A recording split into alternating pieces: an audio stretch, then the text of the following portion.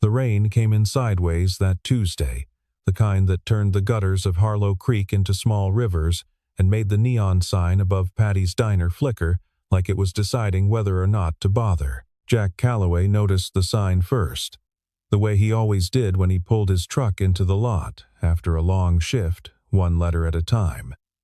PATTY', buzzing and blinking against the dark. He noticed it the way a man notices things when he has learned to pay attention to small details, because small details are sometimes all that keeps the world from falling apart. He was 34 years old, and he looked exactly like a man who had worked every single one of those years. His hands were rough and stained faintly at the knuckles from engine grease that never quite washed out, no matter how long he scrubbed. His jaw carried 3 days of stubble because he always lost track of when he'd last shaved. His flannel was damp at the shoulders from walking between the garage and the parts store twice that afternoon, and his boots had a split at the left toe that he kept meaning to fix and kept forgetting to fix because there was always something else. His name was Jack Calloway, and in the small town of Harlow Creek, Vermont, that name meant something. It meant the man who had fixed the Hendersons' furnace at 2 a.m. in December without charging them labor because they were on a fixed income. It meant the man who had quietly left a box of groceries on the Mallory family's porch after Walt Mallory lost his job at the mill and was too proud to ask for help. It meant the man who showed up to every school function, every bake sale, every third-grade art show, even when he was so tired his eyes burned, because his daughter Emma expected him there, and he never wanted to be the kind of father who let his daughter down. Emma was 7 years old. She had her mother's eyes gray-green, the color of the creek in early spring, and her father's stubbornness and a laugh that could fill a whole room. She was the best thing Jack had ever done, and he thought about her the way he thought about breathing, constantly, without having to try. Her mother, Claire, had died when Emma was 3. An aneurysm, sudden and complete, the kind that doesn't negotiate and doesn't warn. One morning, Claire had made pancakes and complained that the coffee was too strong, and that afternoon she was gone. Jack had learned to stop waiting for things like that to make sense. What he had learned instead was how to braid Emma's hair badly, and how to make the kind of scrambled eggs she liked, a little soft, never rubbery, and how to read the same 3 picture books so many times that he had them memorized, and sometimes still recited them to himself while he changed oil. He had learned how to be 2 people at once, or at least how to stretch the edges of one person far enough that the empty space wasn't quite so visible. He parked the truck and pulled his collar up and jogged through the rain to the diner door, thinking about dinner. Thinking about whether Emma had finished her math worksheet, thinking about the Parker's transmission he needed to order by Thursday. He was not thinking about the girl sitting on the bench outside. She was almost invisible. That was the only way to put it. She sat at the far end of the bench near the diner's side wall, where the awning came down low enough to block most of the rain. Her knees together, her backpack on her lap like she was holding on to it. She was wearing a plain, gray hoodie and dark jeans and sneakers that were wet through. Her hair was dark and damp and pulled back loosely. Her face was turned slightly down. Jack had his hand on the diner door when something made him stop. She hadn't moved. He had been in the parking lot for almost a full minute, fumbling with his keys, locking the truck, jogging over, and she had not moved at all. Not to look up at the rain, not to check her phone. Nothing. He told himself it wasn't his business. He pulled the diner door open. He let it close again. He walked over to the bench. "Hey," he said. She looked up. Her eyes were blue, and they were tired in a way that had nothing to do with the hour. "You okay?" he asked. "Yes," she said. "Sorry, I'm fine." Her voice was quiet and very even, the kind of voice that had learned to sound calm even when it wasn't. Jack had a talent for recognizing that kind of voice. He heard it in his own throat some mornings. "It's cold," he said. "And wet." "I know," she said. "I'm fine." He looked at her for a moment, then at the door, then back at her. "You eaten anything?" A pause. Small. Almost imperceptible. "I'm fine," she said again. He held the door open. "Come in," he said. "At least get warm." Her name was Lily. She told him that first, before anything else, the way people do when they want to establish that they are a real person and not a problem. She sat across from Jack in the corner booth, the one Emma always insisted on because you could see the whole diner from there, and she kept her backpack on the seat beside her like a companion. She ordered the soup when Jack told her to order something, and told the waitress, Carol, who had known Jack since high school, that she was fine and didn't need anything else. Jack ordered the soup too, and the chicken pot pie and a grilled cheese he didn't particularly want. "Tell me if you want the grilled cheese," he said, not quite offering it, just putting it there. She ate half of it. She said she was a college student. She said it the way someone says something true that isn't the whole truth, factually correct, carefully shaped. She went to a school about 2 hours south. She was visiting a friend in the area, and the visit had gone differently than she planned, and she had missed a connection, and the hostel she had intended to stay at was closed for renovation, and her other option had fallen through. "Kai, the friend I was visiting," she said, and then paused, and chose her next words with a precision Jack noticed. "She couldn't put me up after all." "What about the school?" Jack asked. "They have student services. I'm between enrollment periods," she said. "It's complicated." He didn't push. He had enough experience with complicated to know that pushing rarely helped. He called his neighbor, Deb Fortner, who sometimes watched Emma when he worked late. Emma was there now, allegedly doing homework but probably eating Deb's oatmeal cookies and watching the Nature Channel. Jack told Deb he'd be another hour, and hung up and looked at Lily across the table. She was looking out the window at the rain. There was something in her expression, not sadness exactly, but a kind of weightlessness, like someone who has set something very heavy down and isn't sure yet what to do with her empty hands. "I have a spare room," Jack said. "It's small. The heating vent is loud at night." She looked at him. "I'm a single dad," he said. "I have a 7-year-old. Respectable neighbors who would notice if anything strange happened and call the police." He paused. "That last part was for your comfort, not mine." The corner of her mouth moved. Not quite a smile. Something quieter. "I don't want to impose," she said. "I know," he said. "It's a spare room. It's been spare for 2 years. It's not an imposition." She looked at her hands on the table. They were slender and well kept, the nails short and clean. No rings. A faint mark on her right wrist, like she'd worn a watch or a bracelet there for so long it had left a memory. "Okay," she said. "Just a few nights. I'll figure something out." He nodded, already calculating. He would warn Emma had a tendency to talk to strangers as though she'd known them for years, which was wonderful and also exhausting. He would need to clear out the boxes in the spare room, or at least stack them against one wall. The blue comforter was clean. "I'm Jack," he said, extending a hand. She shook it with the kind of firm, practiced grip that people learn in certain rooms and certain families.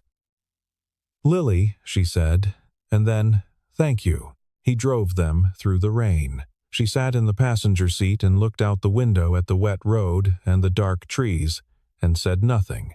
And he said nothing either. And the truck was warm, and somehow that was enough. Emma took to Lily the way Emma took to most things she decided she liked, completely and without reserve. The first morning, Emma came downstairs to find Lily already in the kitchen, having apparently woken early and quietly, and Emma studied her from the doorway for approximately 4 seconds before walking in and saying, "Do you know how to make French toast? Because Dad only makes regular toast." Lily made French toast. She made it well. By the end of the first day, Emma had decided that Lily was going to be her friend, and there was nothing anyone could do about it. Jack watched this from a careful distance and noted things the way he always noted things, quietly, without comment. Lily was unfailingly polite. Not just polite the way someone is polite when they're raised to say please and thank you, polite in a deeper, more deliberate way, as though she had been taught that courtesy was a form of respect and she intended to respect everyone she met. she asked before using anything. She made her bed every morning, military tight. She offered to help with dishes every single time. Not performatively, but with a matter-of-fact practicality that suggested she considered this a genuine contribution rather than a gesture. She spoke well. Very well. The kind of fluency that comes from extensive reading and careful attention to language. Not from showing off.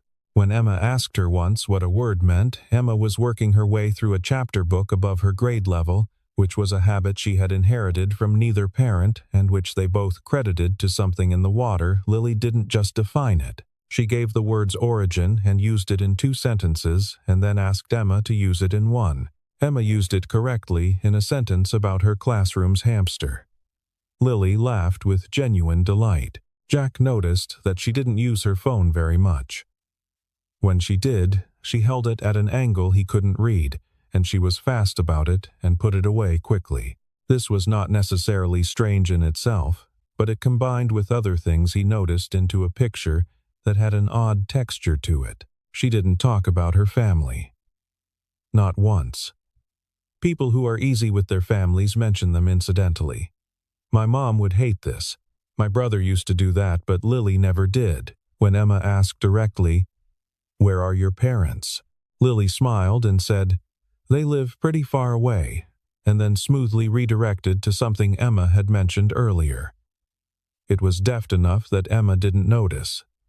Jack did. She knew things she shouldn't necessarily know. During dinner on the 3rd night, Emma asked what a stock market was. She'd heard it on the radio in the truck, and Lily gave a patient, clear explanation and then, almost as an afterthought, added something about supply chain dynamics and interest rate cycles that made Jack put his fork down and look at her. She noticed him looking and picked up her own fork and changed the subject. On the 2nd night, a dark SUV came down their road slowly. Harlow Creek was not a through road. The only cars that came down it were people who lived there or people who were lost. This SUV was neither. It was moving at the speed of someone looking at addresses. It came past the house, continued to the end of the road, and turned around and came back. Jack watched it from the living room window. Lily was helping Emma with a puzzle at the kitchen table. He didn't say anything, but that night, before he went to bed, he checked that the front door was locked. Emma had no capacity for letting mysteries lie. It was both her greatest gift and her most exhausting quality. On the 4th evening, while Jack was washing the dinner dishes and Lily was sitting across from Emma at the kitchen table, helping her with a drawing project. Emma was making illustrated cards for her teacher's birthday.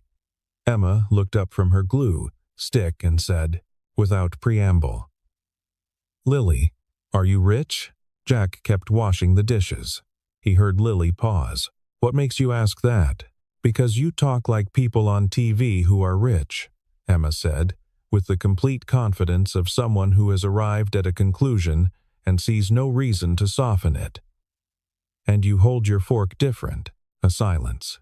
Jack turned off the faucet and dried his hands and stood very still. "I grew up around people who had a lot of money," Lily said carefully. "That doesn't mean I do, but you did before?" Emma. Jack started.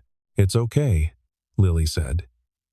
She looked at Emma with an expression that was open and a little tired and honest in a way that most adults weren't with children. "I used to live a very different kind of life, and right now I'm trying to figure out what kind of life I want." Emma considered this. "Like when I didn't know if I wanted to take soccer or art class, and I had to think about it?" "A little like that," Lily said. "Except the stakes were higher." "Did you pick art?" Lily smiled. "I'm still deciding." That night, the news was on while Jack folded laundry. He did this automatically, barely watching local stories about a school board meeting, weather coming in from the coast, a feature piece on a charity run, then a national segment, the kind that felt slightly out of place on a local affiliate. A photograph appeared on screen. Jack was folding a dish towel. He heard the anchor say, "The search continues for Eliana Whitmore, 22, daughter of real estate and technology billionaire Richard Whitmore, who has been missing for 11 days. Jack looked at the screen. A photograph. A young woman at what appeared to be a formal event, wearing something expensive, hair done, the kind of smile that was practiced and correct. Jack looked at it for perhaps 3 seconds. He folded the dish towel. He set it on the pile. Behind him, in the hallway, a floorboard creaked. He turned. There was no one there. He went to check on Emma, who was asleep with her nightlight on and her arms wrapped around a stuffed fox named Douglas. He went to bed. But in the morning, Emma sat across from him at breakfast and ate her cereal quietly and then said, not looking up from the bowl, "Dad, that girl on TV last night." Jack said. She looked a little like Lily. Jack poured his coffee. "Lots of people look like each other," he said. Emma stirred her cereal slowly. "Yeah," she said. "I guess." The nights were getting colder. Jack had turned up the thermostat 2 degrees, a small concession he didn't announce, but that Lily noticed. He saw her glance at the vent one morning with something that looked like gratitude and something that looked like guilt. He was beginning to understand that guilt was a weather system she carried everywhere. On the 5th night, well past midnight, he came downstairs for water and found her sitting on the back porch. She had her knees pulled up to her chest and her arms wrapped around them, and she wasn't looking at anything in particular, just the dark yard, the wet grass, the tree line, the sky above it. He stood inside the glass door for a moment before sliding it open. She didn't startle. She heard him coming. "Couldn't sleep?" he said. "I sleep poorly," she said. "I always have." He sat in the other chair. He didn't have water. He'd forgotten to fill the glass. They sat in the cold for a while. "Lily," he said finally, "what are you running from?" A long pause. The trees moved. Somewhere far off, a dog. "I'm not running from anything," she said. "I'm running towards something. I just haven't found it yet." She paused. "I know that sounds—" "It doesn't," he said. She looked at him. In the dark, her eyes were hard to read, but her voice was not. "My whole life was planned," she said. "Every piece of it. The school I attended, the internships, the charities I was supposed to support, the events I was supposed to appear at, the person I was supposed to eventually become. It wasn't a bad life." She said this carefully, as though fairness mattered to her even now. "It was a very good life by most measures. I was never a lack of anything. Except," Jack said. "Except me," she said. "There was a lack of me. The actual me, not the version of me that was useful to other people." She leaned her head back against the chair. "My father is a good man," she said. "I want you to know that. He loves me. I don't doubt that. But love and control aren't always distinguishable from each other when you're inside them." Jack thought about Emma, about the specific and terrifying love of trying to keep someone safe, about how thin the line was between protecting someone and building a cage. "So you left," he said. "I left," she said. "I took my own money. I do have some. I've saved since I was 15 and I bought a bus ticket and I ended up here. In stages. I've been moving for 2 weeks." She paused. "I didn't have a plan. That was the first time in my life I've done something without a plan. How does that feel?" She was quiet for a moment. "Terrifying," she said. "And the most alive I've felt in years." Jack nodded at the yard.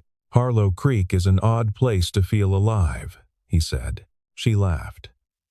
It was a real one, unguarded. He'd heard her laugh with Emma before, but those were measured, gentle. This one was different. This one sounded like relief. "It's the most real place I've ever been," she said. They sat a little longer. The cold settled around them. "You don't have to explain everything," Jack said, standing. "But if someone's looking for you, and they're the kind of person who drives black SUVs past people's houses—" She stiffened slightly. "I just want to know if Emma's safe," he said. "That's all." A beat. "She is," Lily said. "I promise you that. No one here is in any danger because of me." He nodded and went inside. He believed her. He wasn't entirely sure why, but he did. Emma Calloway had a remarkable gift, which was the ability to understand things that hadn't been said. Her teachers called it emotional intelligence, which was a clinical way of saying that she had inherited her mother's ability to read a room and her father's ability to keep what she learned to herself until she knew what to do with it. She was 7, and she knew that Lily was sad about something. The way you can tell rain is coming before the clouds arrive, not from one sign, but from the accumulation of signs, from the texture of the air. She didn't ask about it. She did other things. She showed Lily her drawings, all of them, including the ones from 2 years ago that she kept in a shoebox under her bed because they were important even if they weren't very good. She made Lily rate them, which Lily did with complete seriousness, and they had a long debate about whether the drawing of Douglas the fox was better than the drawing of the family, and Emma argued passionately that the fox had better shading, and Lily agreed while maintaining that the family picture was more emotionally resonant. She taught Lily the specific rules of the invented game she and her best friend Maisie played at recess, which was elaborate and had 17 rules and made no sense to any adult who had ever heard it described. Lily listened to every rule and asked 2 clarifying questions, and then pointed out a logical inconsistency in Rule 9, which Emma acknowledged with the gravity of a parliamentary hearing and said she'd bring it to Maisie's attention. On the 6th morning, Lily helped Emma practice her spelling words. She was patient in a way that was unusual, not patient the way adults are when they're enduring something, but genuinely patient, the way someone is when they find the thing in front of them actually interesting. When Emma got a word wrong, Lily didn't correct her. She asked Emma to think about where the word came from, and Emma figured it out herself. After the 7th word, Emma looked at her carefully and said, "You'd be a really good teacher." Lily looked like she'd been told something she didn't know what to do with. "I've never thought about that," she said. "You should," Emma said, with the confidence of someone who has decided the matter. "Also," she said, picking up her pencil again, "I think you should stay." Lily was quiet. "I think Dad likes having someone here," Emma said matter-of-factly. "He's less quiet when you're around." Lily looked at the table. "Emma," she said carefully, "I might not be able to stay." "I know," Emma said, already writing out the next word. "I'm just saying." That afternoon, 3 helicopters flew low over the eastern edge of town. Nobody in Harlow Creek paid much attention. They were probably state forestry or the mountain rescue practice that happened every couple of months. But Lily stood at the kitchen window and watched them until they were out of sight, and Jack watched her watching them. That evening he Googled Eliana Whitmore. The photograph he found was different from the one on the news. It was from a charity gala 2 years old, and she was in a dark formal dress with her hair pinned up, and she was looking slightly to the side with an expression of composed, careful pleasantness. She was beautiful in the specific way of people who have always been told they are beautiful and have learned to exist within that fact without it becoming them. He looked at the photograph for a long time. He put his phone away. He did not say anything to Lily. He didn't know yet what to say or whether it was his to say at all. They came on a Thursday. Jack had just returned from a morning job, a leaking radiator on a pickup out on Route 9, when he turned down his road and saw 2 vehicles he didn't recognize parked in front of the houses at the corner. A dark SUV and a silver sedan, both with out-of-state plates. 2 men stood by the SUV in the kind of dressed-down professional clothing that says, "I'm trying not to look official," which is what official people wear when they want to go unnoticed and don't quite understand that this doesn't work in small towns. His neighbor, Walt Greer, was in his driveway and watched Jack pull in with an expression that said, "Something's happening here." Jack walked over. "They were asking about a young woman," Walt said, without being asked. "Dark hair, college age. Said someone matching the description was seen at the diner last Tuesday. What did you tell them?" Walt looked at him with the expression of a man who had known Jack for 15 years.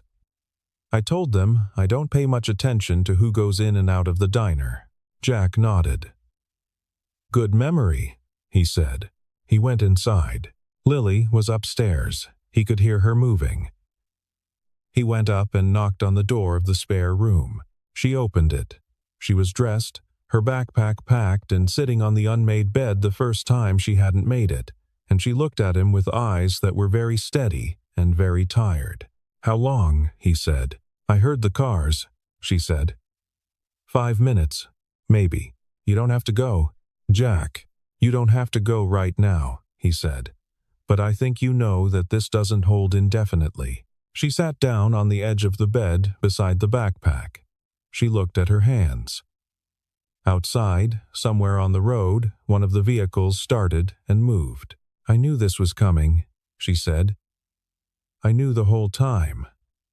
A pause. "I just didn't want it to be yet." He leaned against the doorframe. "What happens when you go back?" he said. She thought about this.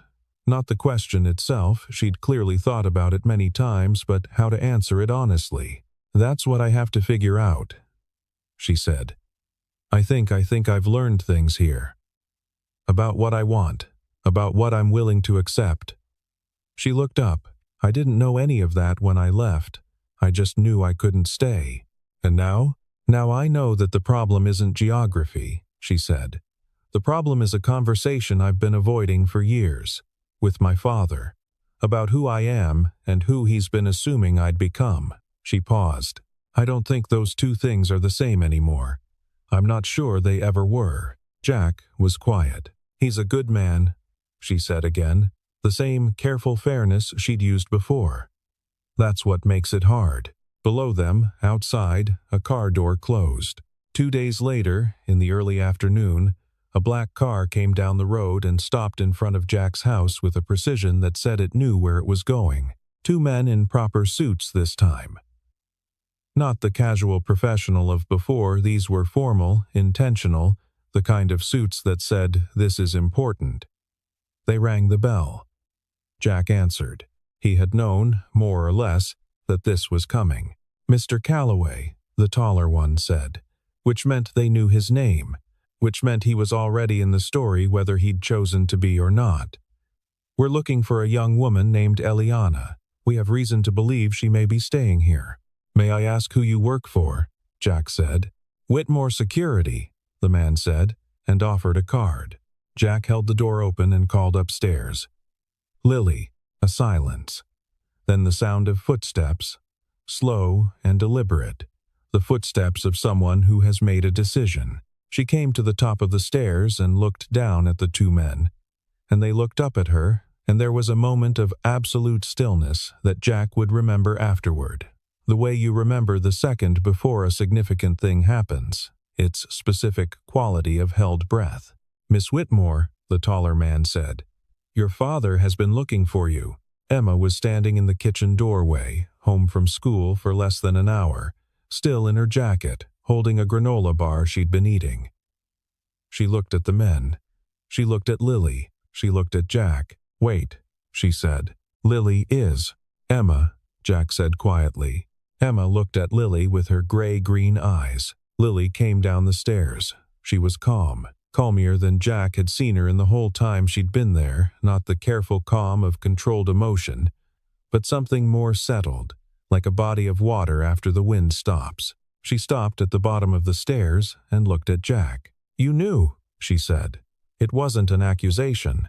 "I suspected," he said. "For a couple days. And you didn't."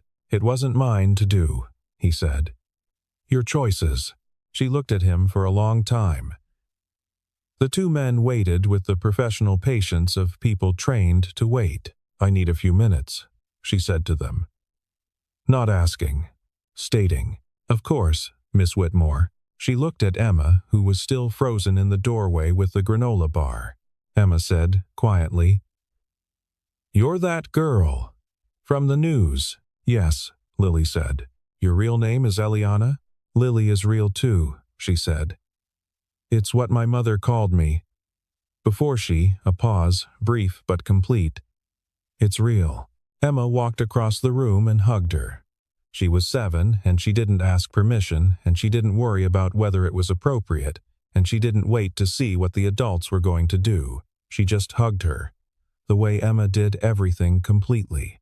Lily's arms went around her, and she held on for a moment, and when she let go, her eyes were wet. "I have to go," she said to Emma.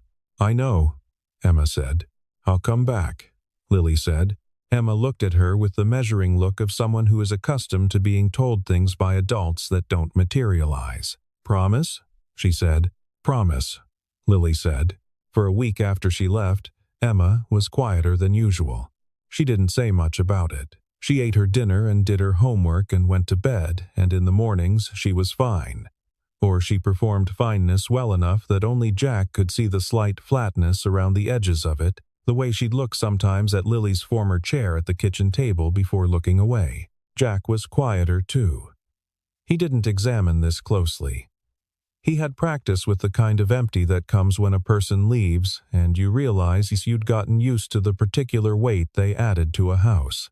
He thought about her on his way to jobs. He thought about what she'd said on the porch, "the most alive I've felt in years," and about the careful fairness with which she spoke about her father, and about the way she'd helped Emma with spelling words, patient and specific, making Emma do the work herself. He thought about the girl in the formal photograph, composed, correct, and about the girl who had sat in his kitchen making French toast in a gray hoodie, laughing at Emma's story about the classroom hamster, arguing with complete sincerity about the artistic merit of a 7-year-old's drawings. He wondered which one she'd go back to being. He hoped neither. He hoped she found the third one, the one she was looking for when she got on the bus with her backpack and no plan. He'd only seen her for a week, but he knew it was in there. He'd seen it in the way she held herself when she was relaxed, when she forgot to be careful. Something open and curious and genuinely warm, something that hadn't been shaped by events so much as underneath them, waiting. He fixed the split in his boot. He ordered the Parker's transmission. He braided Emma's hair badly and made her scrambled eggs soft, never rubbery, and read her the same 3 picture books he had memorized. 3 weeks passed. On a Sunday morning, Emma was drawing at the kitchen table, and Jack was drinking his second coffee and reading the local paper when Emma looked up and said, "Dad? Car?" He looked out the window. A black town car sat in front of the house. Not an SUV, not security vehicles, one car, quiet and still. The back door opened. Lily stepped out. She was dressed differently than she had been when she left, not formally, not the composed version from the photograph, but differently from the gray hoodie too. Somewhere between. Her hair was down. She was carrying something wrapped in a paper bag. She stood on the road for a moment and looked at the house. Emma was already at the door. She came in and sat at the kitchen table with her coat still on for a while, which Emma took as an invitation to immediately begin showing her 3 weeks' worth of drawings in chronological order, explaining the narrative arc of each one. Lily listened to all of them. When Emma finally ran upstairs to retrieve a specific drawing she'd done at Maisie's house, Lily looked at Jack. "I had the conversation," she said. "With your father?" "Yes." She paused. "It was long, very long." It was. She searched for the word, difficult and necessary and ultimately honest in a way that things between us haven't been for years. She looked at her hands. He was angry, and then he was scared. And then, eventually, he was just a father who missed his daughter and was trying to understand what he'd done. "Did he?" "He's trying," she said. "That's what I asked for. Not for him to understand immediately. I don't think that's how people work. I asked him to try." A pause. He agreed. Jack looked at her across the table. "What about you?" he said. "I'm going back to school. Real school, a program I actually chose. Education, actually." I thought about what Emma said. The corner of her mouth. "I'm going to study developmental education. It means starting over in a lot of ways. And it means my father's vision for my future gets adjusted." "And he accepted that?" "He's adjusting," she said. "He'll get there." She set the paper bag on the table. Inside was a book, a large, hardcover illustrated encyclopedia of animals that Emma had admired once while they were at the library and Lily had noticed. "For Emma?" she said. "And this," she reached into her jacket and produced a small envelope, "is for you." Jack looked at it without taking it. My father wants to meet you, she said.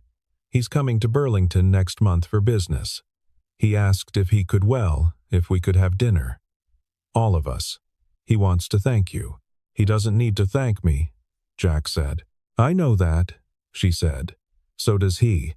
But he wants to. She paused, and honestly, so do I. Formally, because what you did, you let a stranger into your house because your daughter said she looked scared, and you never asked what you were getting into, and you never made me feel like a burden, and you just… She stopped, started again. You just treated it like it was the obvious thing to do. It was, Jack said. It wasn't, she said. You had every reason not to. You have a child. You had no idea who I was. You. She stopped again and looked at the table, and then looked up at him. People don't do that, generally. Not without wanting something. I wanted you to eat a hot meal, Jack said. She laughed that unguarded laugh again, the one that sounded like relief, and she pressed her hand briefly over her eyes. Emma came thundering back down the stairs with the drawing and stopped at the bottom and looked at Lily.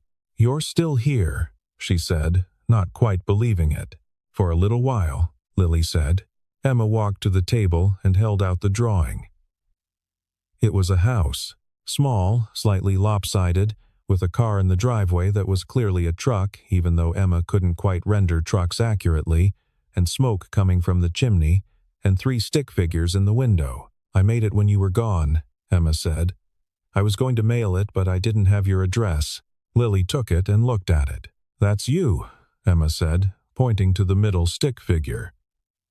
That's me. That's Dad. Lily looked at it for a long time.